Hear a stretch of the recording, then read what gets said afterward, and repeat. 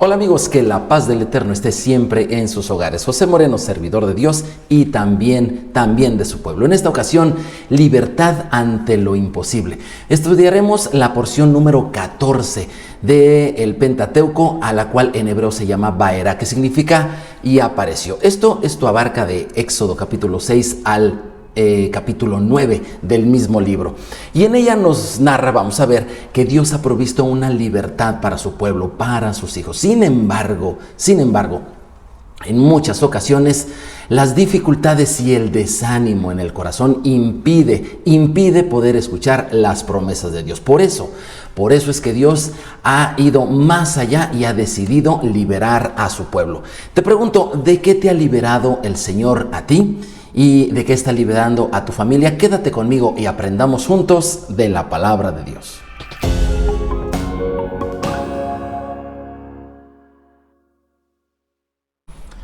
Libertad ante lo imposible. Libertad ante lo imposible. ¿Alguna ocasión has tenido una situación imposible de la cual te has dado cuenta que necesitas salir, pero te ha sido más que difícil? De hecho, salir se ha antojado una tarea absolutamente que rebasa tus capacidades. Bueno, pues en esta porción nosotros vemos que Dios, precisamente supliendo esa carencia de su pueblo para ser libre, Él decide de manera voluntaria liberarlos de Egipto. El resumen es este. Dios le recuerda a Moisés su nombre y le revela sus planes de libertad para Israel. Les prometió sacarlos de Egipto, terminar con la esclavitud. También prometió adquirirlos como su pueblo, ser Él su Dios, llevarlos a la tierra prometida y dárselas en posesión. Todo esto le dijo Moisés al pueblo, pero el pueblo no quiso escucharlo. Dios mandó a Moisés que diera a Faraón la orden de dejar a su pueblo. Moisés responde con duda: si el pueblo no quiso oírlo, ¿cómo pues lo haría el Faraón? Moisés y Aarón hablaron con el Faraón repetidas ocasiones, y la vara de Moisés se convirtió en una serpiente que devoró a las demás serpientes de los magos al servicio de Faraón. Las aguas del río se vuelven sangre. Las ranas llenan la tierra. Luego piojos. Más tarde una multitud de animales salvajes invaden Egipto. La peste mata al ganado y ampollas dolorosas afligen a los habitantes. Nada de eso hizo que Faraón aceptara dejar ir en libertad a Israel. Dios es bueno y ha provisto una libertad. Sin embargo, a veces las dificultades en la vida impiden que su pueblo escuche las promesas y la voluntad de Dios. Pero vamos al texto. El texto base en esta ocasión, Éxodo 6, del 2 al 12. Dice así: Dios también le dijo: yo soy Yahvé el Señor. Me aparecí a Abraham, a Isaac y a Jacob como el Shaddai, Dios Todopoderoso. A ellos no les revelé mi nombre, Yahvé. Y reafirmé mi pacto con ellos, mediante el cual prometí darles la tierra de Canaán, donde vivían como extranjeros. Puedes estar seguro de que he oído los gemidos de los israelitas que ahora son esclavos en Egipto y tengo muy presente mi pacto con ellos. Por lo tanto, dile al pueblo de Israel: yo soy el Señor. Te libraré de la opresión que sufres y te rescataré de tu esclavitud en Egipto. Te redimiré con mi brazo poderoso, con grandes actos de juicio. Te tomaré como pueblo mío y seré tu Dios. Entonces sabrás que yo soy el Señor tu Dios, quien te ha librado de la opresión de Egipto. Te llevaré a la tierra que juré dar a Abraham, a Isaac y a Jacob, y te daré a ti como posesión exclusiva. Yo soy el Señor. Así que Moisés dijo al pueblo de Israel lo que el Señor había dicho, pero ellos no quisieron escucharlo más, porque estaban demasiado desalentados por la brutalidad de la esclavitud. Luego el Señor dijo a Moisés: vuelve a hablar con Faraón, rey de Egipto, y dile que deje salir de su territorio al pueblo de Israel. Pero Señor, contestó Moisés, si mi propio pueblo ya no quiere escucharme, ¿cómo puedo esperar que me escuche el Faraón? Soy tan torpe para hablar. Moisés en este pasaje se muestra vulnerable, se muestra realmente muy humano, ese gran líder que fue Moisés y que logró una liberación para un pueblo, liberación que no ha tenido paralelo en la historia con ninguna otra nación. En esta ocasión él se ve y se describe como una persona que se ha vuelto torpe para hablar, que hablar se le ha dificultado. De eso Moisés estaba muy consciente, que ya no era el mismo, posiblemente orador de antes, que sus habilidades habían disminuido, pero de lo que no estaba muy consciente es que Dios había decidido en su voluntad, en su soberana y buena voluntad, sacar al pueblo de Egipto sacar al pueblo de Israel de Egipto sin importar lo que el pueblo de Israel en primer lugar supiera o sintiera. ¿Por qué? Porque la razón les decía al pueblo de Israel que salir de allí era absolutamente imposible. Y los sentimientos, la emoción, les decía que ellos no eran adecuados para recibir ni siquiera una de esas bendiciones, ¿sí? Que no lo merecían. Pero Dios deja a un lado la razón y deja a un lado la emoción y comienza a liberar al pueblo de Israel. Y para ello les da 7 promesas maravillosas. De hecho, pocas veces en la Escritura encuentras tantas bendiciones y tantas promesas juntas.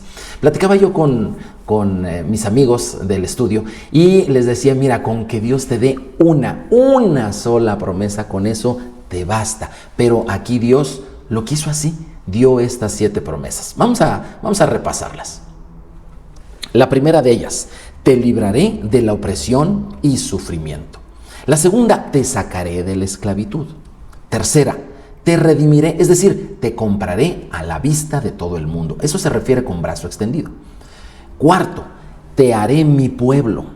Quinta: yo seré tu Dios y me reconocerás. Sexta: te llevaré a la tierra prometida. Y séptima: la tierra de Israel será tuya solamente. Ahí te dejé las referencias de los versículos donde tú puedes encontrar estas promesas. Seguramente tú también, leyendo la palabra, como lo haces cotidianamente, como lo haces muy normalmente, encontrarás en ocasiones promesas aplicables particularmente a situaciones en tu vida que se te antojan muy difíciles. Cuando tú veas una de esas promesas, vela, escúchala, ¿sí? Abre tus oídos, porque muchas veces las situaciones difíciles impiden que nosotros escuchemos las promesas de Dios. Esto me recuerda en una ocasión que cuando estábamos en la época en que, bueno, los matrimonios de la familia de mi esposa, pues éramos jóvenes y estábamos procreando a los hijos que el día de hoy ya crecieron. Bueno, en una ocasión llegó a la familia una pequeñita, una recién nacida. Sin embargo, las esperanzas de vida que le daban a Dani eran muy desalentadoras. La familia entera estaba muy abrumada. Y en ese tiempo, mi esposa y yo, obviamente nos pusimos a orar, cerramos la puerta de nuestra recámara y nos pusimos de acuerdo para orar en favor de esta pequeñita. Lo que tú pides cuando un bebé en la familia está enfermo, pues obviamente es que sane. Y ese fue nuestra oración con todo el corazón. No habíamos terminado de orar, todavía no salíamos de la habitación cuando sentimos la respuesta del Señor, que esa niña sanaría. Pero es que los médicos decían que eso no iba a suceder. De hecho, ya le habían dicho a mis cuñados, ¿sí? Que se prepararan para el deceso de la pequeñita recién nacida. Pero nuestro corazón, el de mi esposa y mío, estaban contentos porque Dios había respondido que iba a haber libertad. Llegamos más tarde, al mediodía, al hospital y le comunicamos de una manera mesurada, discreta, pero firme, de que Dios haría algo con esa pequeñita. La mirada de la familia pues no era de recibir nada, estaban exactamente como los oídos del pueblo de Israel en esa ocasión. Pero ¿cuál va siendo la sorpresa? Que mi esposa pidió entrar ahí a terapia intensiva y tocar a la pequeñita. Dice, déjenme tocarla. Cuando la tocó, ella obviamente toda vestida con toda la vestimenta que tiene que tener una persona cuando entra en un lugar así, ella logró tocar a su sobrinita y oró por ella. 2 horas más tarde, el doctor llegó con mis cuñados, sorprendido, y les dijo, afortunadamente la niña se está recuperando. Afortunadamente. Claro, porque Dios es el Dios de los imposibles. A Él y solo a Él sea la gloria. Porque Él, cuando Él decide bendecir a alguien y cuando Él decide sacarlo de una situación verdaderamente imposible, no hay nada que se oponga. Ni la razón, ni la emoción, porque Dios es bueno y maravilloso. ¿Por qué a veces se nos cierran los oídos? ¿Por qué a veces se nos nubla la fe? ¿Por qué a veces sucede eso? Recuerdo, esto me hace recordar bueno, no es un chiste, pero sí aquel comentario que dicen que el ciego vio que alguien lo seguía y entonces se lo dijo al sordo, y cuando el sordo lo oyó, el mudo también les dijo, no nos están siguiendo. Qué curioso. Pero a veces así estamos, siendo ciegos que podemos ver, siendo sordos que podemos oír y siendo mudos que podemos hablar. Y todo esto porque Dios destapa en nosotros nuestros sentidos espirituales y nos podemos aferrar a nuestras promesas. Me llama mucho la atención que Moisés reconoció que él era torpe para hablar.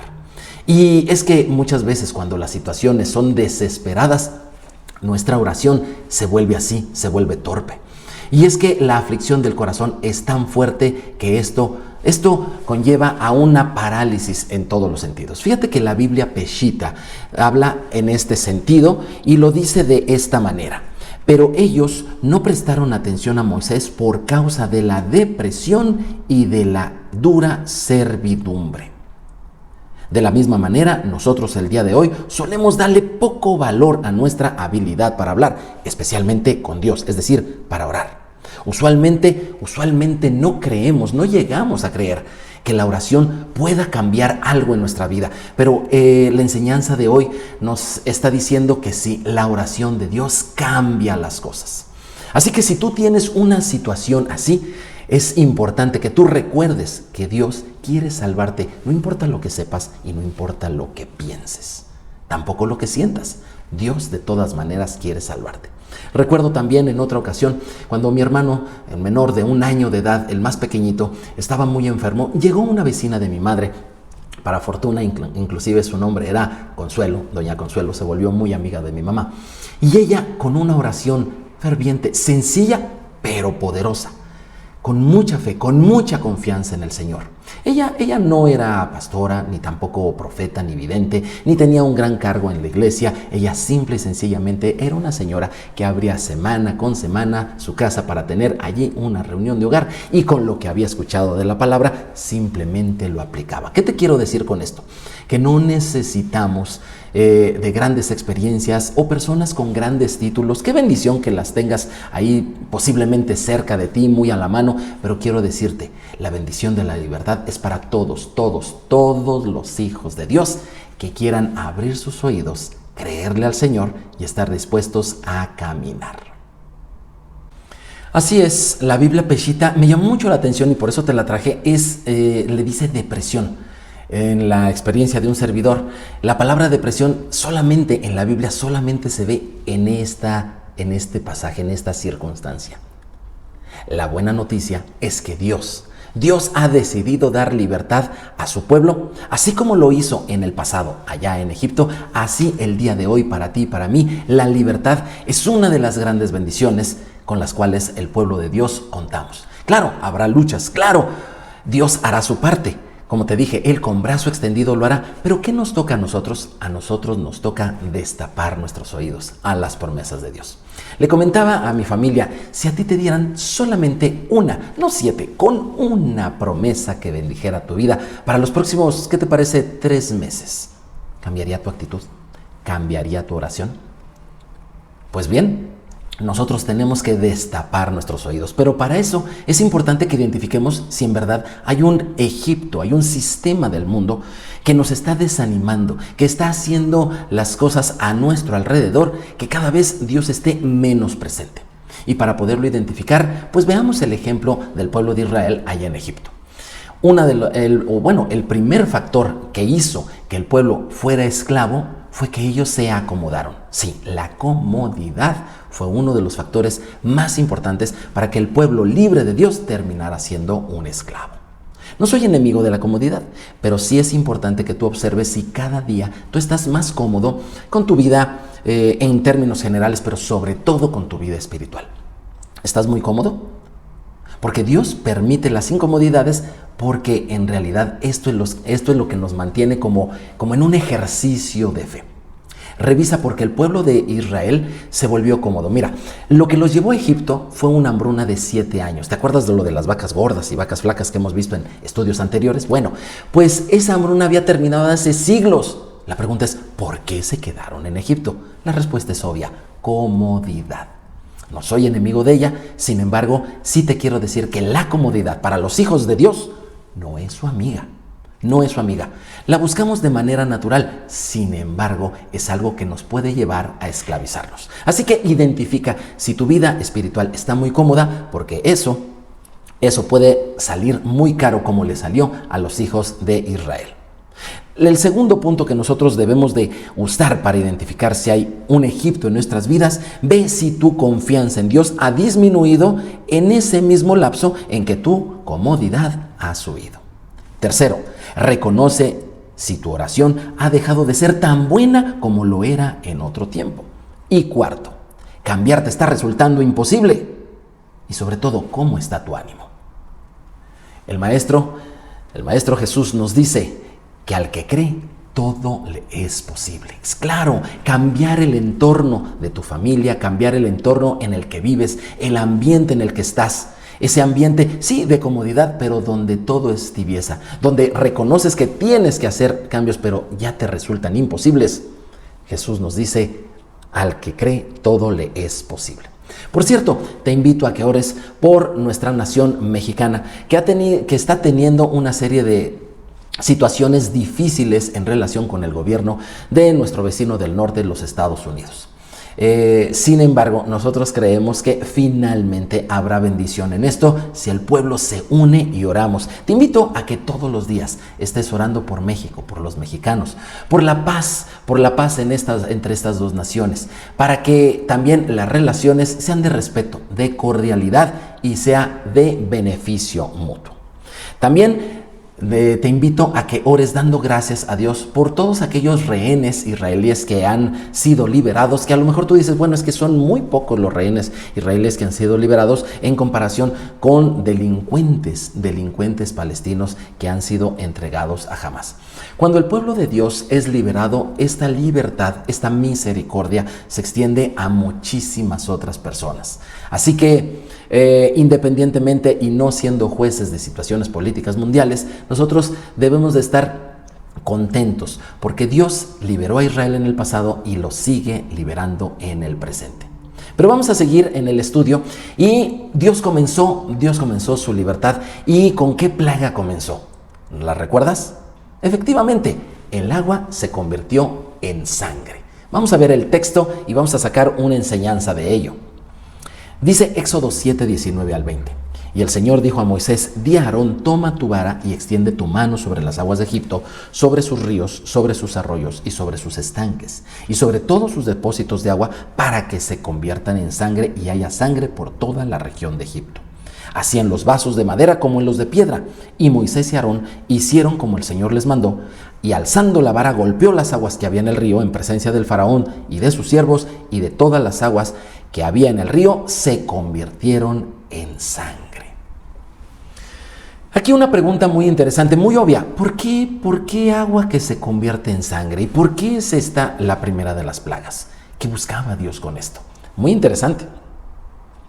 Obviamente, si tú eres cristiano, ya has notado cuando el agua se torna roja, ¿verdad? Por ejemplo, allá en Juan capítulo 2, ¿verdad? Donde Jesús convierte el agua en vino, que por cierto también fue su primer milagro. Independientemente de todas las conexiones que podemos hacer y lo que podemos aprender, el día de hoy nos preguntaremos por qué el agua en sangre, qué significó esto y sobre todo qué significa el día de hoy en nuestra vida. Para ello tenemos que reconocer que los egipcios de aquel tiempo eran ricos, orgullosos y egocéntricos. Ellos pensaban que sus ideas, sus ideales y sus dioses eran lo único que realmente valía la pena, y ellos se sentían dueños no solamente del lugar, sino también de los animales, las cosas e inclusive las personas. Pero el agua y la sangre, ¿por qué este cambio así lo hizo al principio de las plagas? La respuesta la podemos encontrar en la misma agua que se convirtió en sangre. El agua, por naturaleza, mis amigos, es fría. Se utiliza para enfriar. Es cierto, se puede calentar, pero por naturaleza el agua en su estado normal y natural es fría. Contrario a la sangre, que ella por naturaleza es caliente. Ahí empezamos a ver algo, ¿verdad que sí? Un pueblo desanimado, un pueblo que necesita libertad, pero también un pueblo el cual está acostumbrado a una frialdad y que necesita tornarse en algo caliente. En algo muerto, necesita tornarse en algo vivo. La sangre es tan diferente al agua porque la sangre está caliente. La sangre por sí sola es impactante, es impresionante. Y es que no solamente representa la vida, sino que lleva la vida misma. El milagro de que el agua se convierta en sangre nos revela que Dios está enseñando la necesidad, que ahí donde todo se ha vuelto frío, donde todo se ha vuelto estable, donde todo se ha vuelto controlable o cómodo, tiene que tornarse en algo vivo, en algo fuerte. La fe de las personas tiene que volverse en una fe viva, efectiva y obviamente una fe espiritual. El día de hoy, la esclavitud espiritual a que está sometida la iglesia tiene que ver con la frialdad de su fe y la carencia de amor y de compasión por los demás. El día de hoy se prefiere dar quizá un espectáculo o mostrar a la sociedad qué tan importante es tal o cual congregación, pero rara vez la iglesia está reflejando las cualidades que la sangre tiene. Como te dije, la sangre es imposible de ocultar, su color resalta a la vista, ella no solamente representa la vida, sino que lleva la vida consigo mismo. La sangre es impresionante por donde quiera que se le vea y mueve las emociones. Cuando el creyente ha convertido sus tareas espirituales y sus disciplinas espirituales en solo eso, en solo una tarea que cumplir, y ha perdido el gozo de su salvación, es tiempo de reconocer que se ha acomodado a Egipto y es tiempo de reconocer que necesita una nueva vida. El hecho de que la sangre, de que el agua se convirtiera en sangre fue un castigo para los egipcios, pero por otro lado fue una fuerte advertencia para el pueblo de Israel que tenía que sacudirse su esclavitud. Soy José Moreno. Te invito a que reflexiones con tu familia acerca de esto. Te invito a que todo lo que sea, por decirlo así, en estas condiciones, agua, se convierta en una sangre viva en cuanto a tu fe, en cuanto a tu oración y en cuanto a tu confianza en el Señor. Y que si tienes circunstancias difíciles de las cuales salir en tu vida, ya sea personal o familiar, considera que Dios ha decidido bendecirte con una libertad ante lo imposible.